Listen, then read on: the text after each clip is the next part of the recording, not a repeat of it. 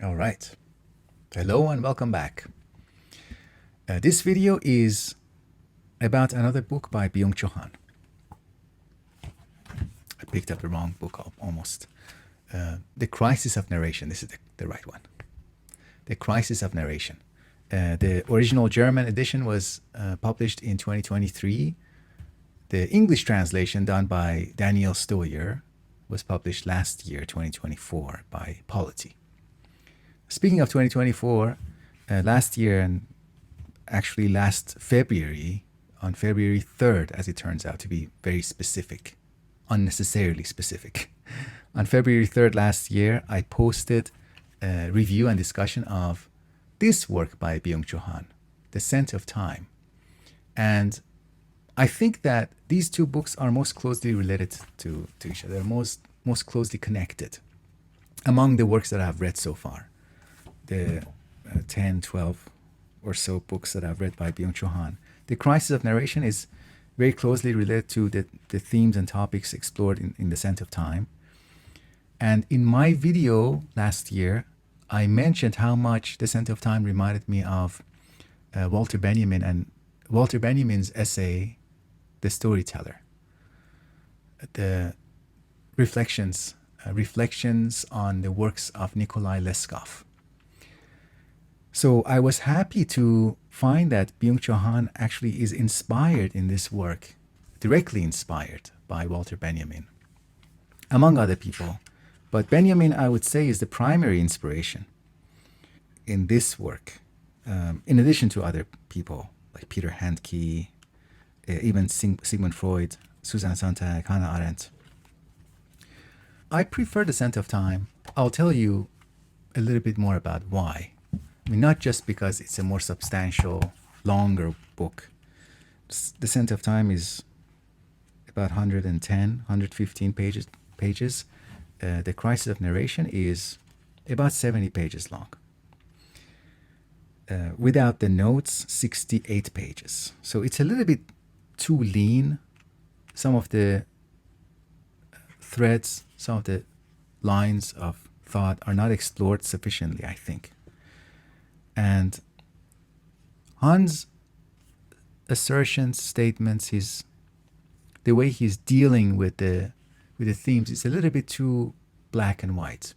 The opposition between information and narrative, and the association between information and excess, and narratives and maybe leanness, a minimalism of narratives. I don't think that minimalism and narratives are necessarily associated. So a book about narratives, a book in praise or a lament over the loss of narratives or a shortage of narratives in our time doesn't have to be a short book. And by making it short, you're not necessarily being on the side of narratives. Okay, maybe it's better to just jump into reading some of my selected passages from the book. And I think I'll remember my commentary, some of my thoughts, and some of my praises and my critique of this particular work. I'm going to begin reading from, relatively speaking, from the beginning to the end, with the exception of the first passage that I'm going to read for you. The first passage that I'm going to read is in its place near the end. It's from the last essay, which is called Story Selling. So replacing the T with an S. Because I think that this is a nice way of getting into the topic, especially if we are having a shorter discussion compared to reading the whole book for us in this medium of video. Getting into the topic with story selling is maybe a good choice. So the essay begins like this. Storytelling is in vogue. Such is its popularity that it might seem as though we have a renewed passion for telling each other stories. It might seem. In fact, however, this storytelling is anything but the return of narration. Instead, it serves to instrumentalize and commercialize narration. Storytelling is becoming established as an efficient communication technology, one that is often manipulative and has an ulterior motive. The question is always the same. How do we best use storytelling? We would be mistaken to assume that all the product managers' chatter about storytelling indicates they are a new avant-garde promoting a genuine narrative. End quote. So he is pointing out the misuse of narratives or storytelling, the misuse of storytelling in our time, and seeing that as a symptom of the loss. That's one of the things that we are doing while we have lost a genuine connection or genuine association to stories and storytelling. Instead of seeing ourselves involved and entangled in stories, in narratives, as participants, when we are participants in narratives, that's where we get our meaning, when we feel the events of the story as meaningful. But when we become the masters, quote unquote, masters of storytelling, we take stories to be our instruments in our toolbox, and we become technicians using stories as one of our toolboxes. And we don't have a reverential attitude towards stories. Stories become tools. On the next page, Han says, most crucially, however, storytelling is used in marketing, where it is employed to transform even useless things into valuable goods. Critical for value added is a narrative that promises customers something special. So when a marketer or a product manager, in the way Han is referring to them, is using storytelling, I think their use, we could say, has the quality of getting away with something. They get away using or instrumentalizing a narrative structure in a way that serves them. They're serving something that is essentially a cultural resource. I remember, this is related to our discussion, but it's also peripherally related to another video that I posted a long time ago. One of the reviews I have on my channel is of a book called Taliban by Ahmad Rashid. In the subtitle of that book, Rashid puts Islam and oil together, gives them somewhat similar status. And to me, that was an indication of something. I forgot to, when I was reviewing the book, I had that point in my mind, but it was one of those things that I forgot to say out loud. It's very interesting to regard Islam and oil as two similar things, to regard Islam as a cultural resource, just like oil is a natural resource. Any religion is a cultural resource, just like how oil is a natural resource. And these resources could be used and misused, misused for evil purposes. It could be instrumentalized. Oil and gas could be misused as a natural resource. A religion could be misused as a cultural resource. Other things in culture, other cultural resources could also be misused, including stories, including our trust and our automatic, natural, like organic, almost physiological response to listening to a story, the way we emotionally respond to a story. That could be misused by business types. But I said it has the character of them getting away with it, because every time they use it, they pollute these resources, and they make it more difficult for the next person to come and have our trust. These misuses make us more cynical about the resource, the cultural resource, in this case, stories and storytelling. The status of storytelling in our culture changes. It becomes defaced, or it deteriorates. Okay, now let's go to the beginning. Relatively to I'm on page 3. On page 3, Han writes, the cause of the narrative crisis in modernity is the deluge of information. The spirit of narration is suffocated by the flood. Information pushes to the margin those events that cannot be explained but only narrated. A narrative often has something wondrous and mysterious around its edges. It is incompatible with information, which represents the opposite of the secret. So, as I said already, Hans seems to conflate, or maybe he happens to do it this way in this short book. Maybe he doesn't have enough space to disentangle these things that need to be disentangled. So, what needs to be disentangled? Information needs to be disentangled from excess.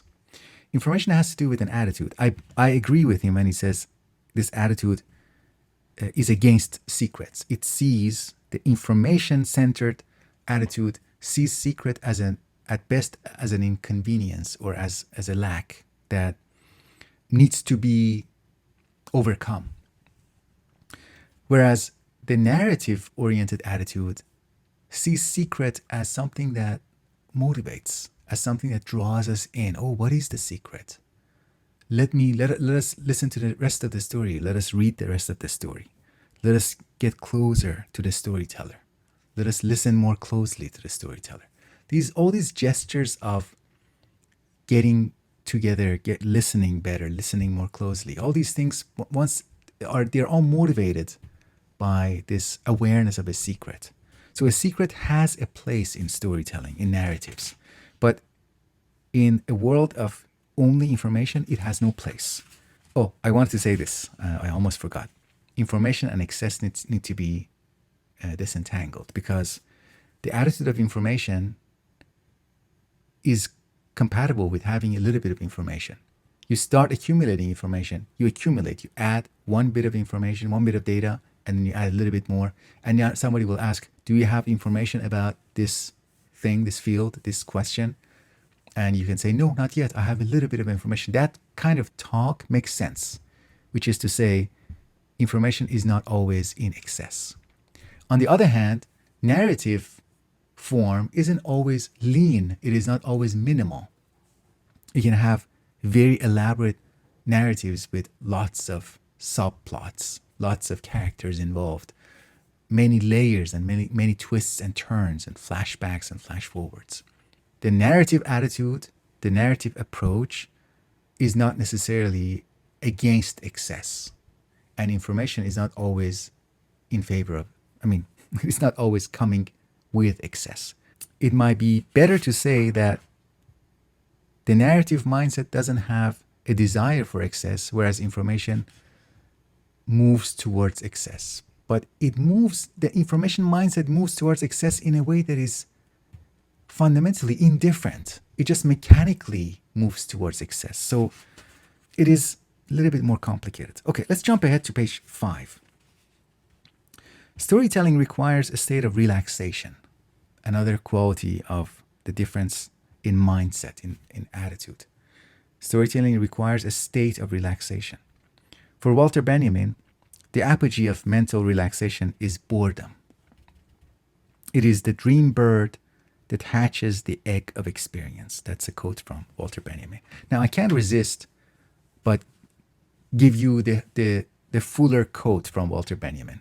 I'm reading from the collections Illuminations, Essays and Reflections that were collected. I don't know if they were collected by Hannah Arendt, but there's an introduction, great introduction to the collections by Hannah Arendt.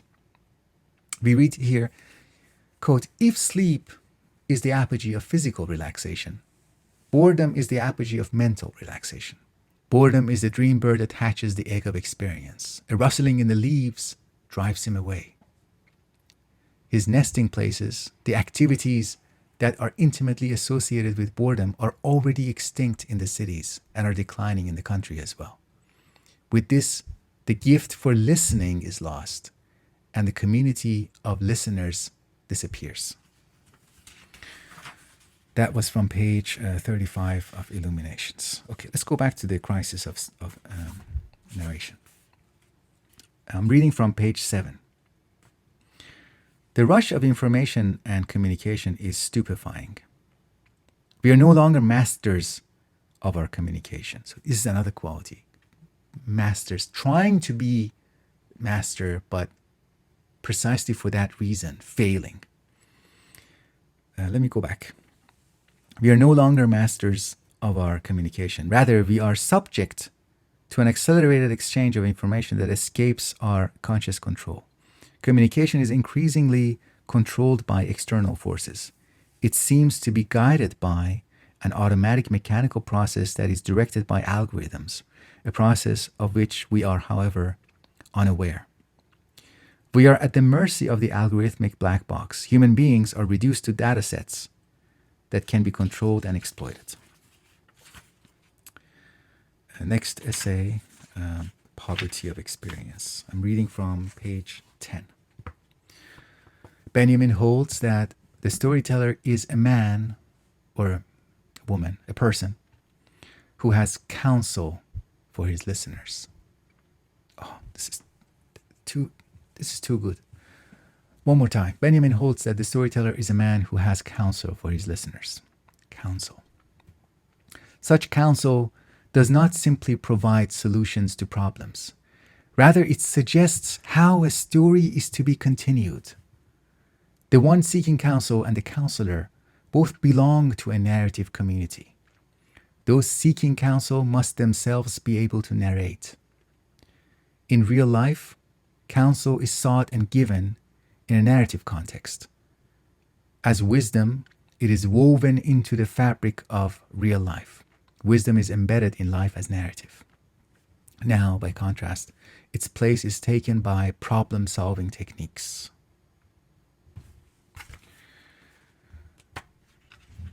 That image of the storyteller provides or offers counsel for the listener. The person who's giving counsel probably listens in the beginning. Maybe the person seeking counsel shares a bit of narrative and asks how that story is supposed to continue, how it is best to be continued. But the very fact that there is a continuation, that there is a future, that a future is possible, the future is imaginable, that we can act and move towards it. I'm reading from page 14. We are here, he's discussing modernity and late modernity and pointing out that there is still, in modernity, there is still a kind of a narrative based on the spirit of beginning and freshness and open space. We read, modernity, to use a phrase coined by Bertolt Brecht, possesses a pronounced sense of beginning. Unlike modernity, with its narratives of the future and progress, its longing for another form of life, late modernity does not have a revolutionary pathos of the new or fresh beginnings. It lacks the spirit of departure. It is therefore declining into a mode of on and on, of absent alternatives. It loses narrative courage, the courage to create a world-changing narrative. Storytelling is now mainly a matter of commercialism and consumption. On the next page we read, living is more than just problem solving. Someone who merely solves problems does not have a future. It is only with narrative that a future opens up, for narrative gives us hope. Okay, Professor Hahn, how? Could you elaborate? Or is that a secret? I mean, I don't know. Sometimes I think that the aphoristic style is being too intentionally used by Hahn in order to design this thing that he's in favor of. But it is not working. It is not working because we cannot decide to be the master of this form. The form that he admires, that he has this reverential attitude towards this form of storytelling, mystery, wonder. This is something that you participate in. But I don't know. For that specific passage, I wanted to read why problem solving has no future and why narrative opens up future. Kind of, I agree with it, but I'd like to read more, you know? I'm reading from page 21. Narrative is, here we are reading that there's something about narrative that aligns with our memory, with human memory. We read human memory is selective. This is how it differs from a database. It is narrative, whereas digital memories are additive and cumulative. A narrative depends on a selection and connection of events. We can also add here that a narrative involves letting go. It involves releases, not just adding. It's not additive and cumulative because it also involves selection and then letting go. Continuing to read. A narrative depends on a selection and connection of events. It proceeds in a selective fashion. A narrative path is narrow. It comprises only selected events. The narrated or remembered life is necessarily incomplete. Necessarily incomplete. Maybe that's why it has a future. Anyways, let's continue. Digital platforms, by contrast, seek to create a complete record of a life. The less narration there is, the more data and information there are. For digital platforms, data are more valuable than narratives. I would slightly modify that statement and say, for digital platforms, they are indifferent to narratives. They cannot hold it, they cannot contain it. Related to that, we are reading from page 39 now. He writes, today we primarily perceive the world with a view to getting information. Information has neither distance nor expanse. It cannot hold rough winds or dazzling sunshine. Or I would replace hold with contain. It cannot contain rough winds or dazzling sunshine. When language decays into information, it loses its aura. Information is the endpoint of atrophied language. Yuval Noah Harari, in his recent book Nexus, points out how information, the way we treat the material of life as information, has its roots in bureaucracy, not in the digital age.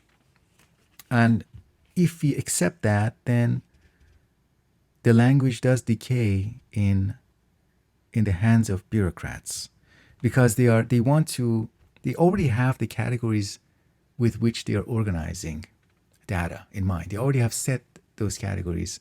They already have that categorization process in mind. By contrast, narrative has somewhat, you can say, it has a revolutionary effect, impact. It messes things up. It reorganizes and maybe introduces chaos. It challenges the way we may have bureaucratically organized things at the moment. A story might suggest alternatives to us. It enables us to imagine alternatives. I'll say, I will read one last quote. This is actually a quote from Hannah Arendt. I'd like to read it because it highlights the connection, at least the historical connection, between speech, narration, and political action. And Hannah Arendt explicitly links action to narration. And then he quotes Arendt. Action and speech, which belonged close together in the Greek understanding of politics, are indeed the two activities whose end result will always be a story with enough coherence to be told, no matter how accidental or haphazard single events and their causation may appear to be. It's very interesting, the idea that action and speech, they are both things that when they are done, they open up the space for narration. They open up a space for remembrance. I enjoyed reading this short book. If you are, as they say, a completionist, is that the word? If you're a completionist when it comes to Byung-Chul, why not read it? But if you're more selective and picky, I would suggest The Scent of Time. Read The Scent of Time. That's my first recommendation. And my stronger recommendation would be The Storyteller, the essay by Walter Benjamin.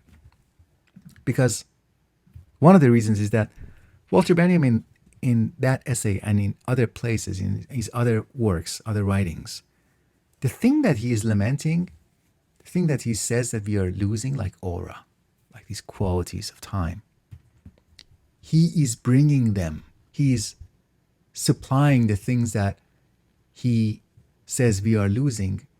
His own writing is full of them. There's like full of this play with time, play with twists and turns, and it almost makes you wonder, is narrative really necessarily a series of events in the ordinary sense of the word, that we are imagining or reading about or hearing about happenings to characters? Because the way Walter Benjamin writes his essays with very abstract concepts has this narrative quality of giving us wonder. You want to keep reading him. Anyways, let me give you a sample, just a sample from this essay, The Storyteller. He's quoting another author, Morris Hyman. He says, "A man who dies at the age of 35, said Morris Hyman once, is at every point of his life a man who dies at the age of 35. Then Benjamin continues, "Nothing is more dubious than this sentence, but for the sole reason that the tense is wrong. A man, so says the truth that was meant here, who died at 35, will appear to remembrance at every point in his life as a man who dies at the age of 35. In other words, the statement that makes no sense for real life becomes indisputable for remembered life, for narrated life," we can add.